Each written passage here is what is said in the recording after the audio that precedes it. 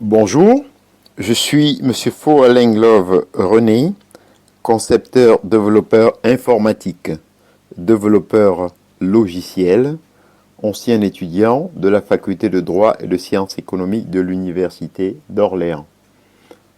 Aujourd'hui, dans le cadre du cours d'économie générale, nous allons voir l'or et les devises. En effet, la monnaie, comme toute chose, se crée et se détruit.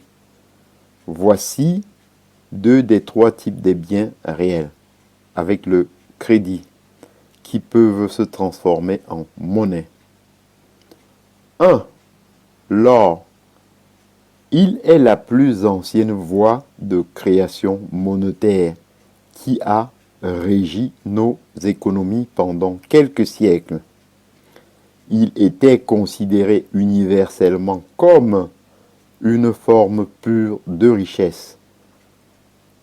Si on trouvait une pépite d'or dans un pays, le pays s'enrichissait d'autant.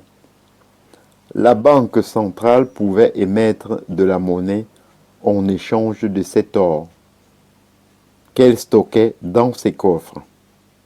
Et cette monnaie ne valait que par l'or qu'elle représentait.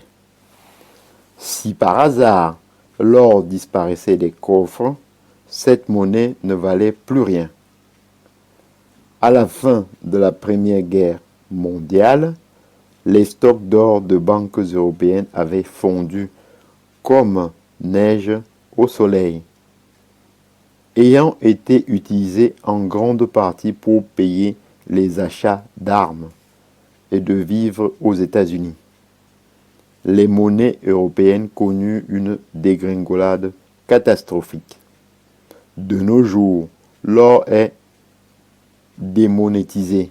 Il n'a plus le pouvoir de créer de la monnaie, mais il a gardé sa nature de la valeur refuge. En petit 2, les devises. La monnaie peut être créée en échange d'une devise.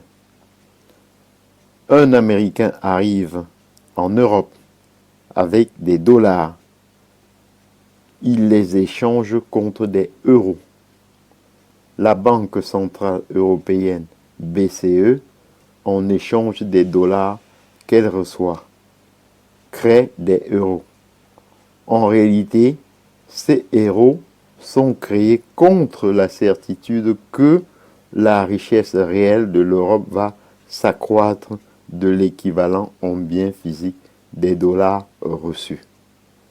Les dollars, en effet, ne sont que des avoirs sur la richesse américaine et ne peuvent que se transformer en achats de produits américains. Ainsi, il y aura en France, à la suite de cette opération, 12 bouteilles de Bourbon, en plus et les euros nécessaires pour les acheter. La monnaie est toujours un intermédiaire. En définitive, on aura échangé 12 bouteilles de vin français contre 12 bouteilles de Bourbon. La monnaie n'aura été qu'un outil d'échange et un représentant de la valeur des biens qu'elle permet d'acquérir. Ainsi, j'en ai donc